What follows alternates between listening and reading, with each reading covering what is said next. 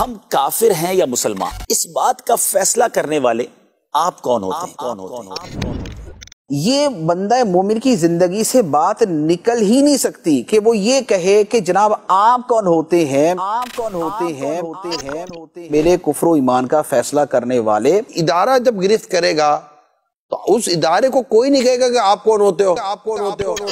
اور جب علماء گرفت کریں گے تو کہیں گے آپ کون ہوتے ہیں، آپ کون ہوتے ہیں۔ ایک دوسرے کو کافر کہنا یا اسلام سے فارغ کر دینا، تو ہم فالو کن کو کریں؟ اگر کسی آدمی کی زندگی میں دین ہے تو پھر اس کے لیے علماء کی اہمیت بھی ہوگی۔ مولویوں کے اپنے حالات بھی تو دیکھو نا، کئی معاملات تو ان کے بھی ٹھیک نہیں ہیں۔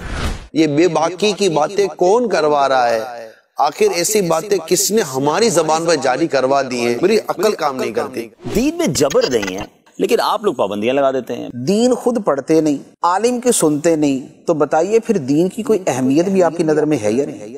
انشاء اللہ عز و جل دیکھیے سلسلہ آخر اسلام کیا کہتا ہے، موضوع آپ کون ہوتے ہیں، 9 دسمبر 2018 بروز اتوار دوپہر 3 بجے مدنی چینل پر۔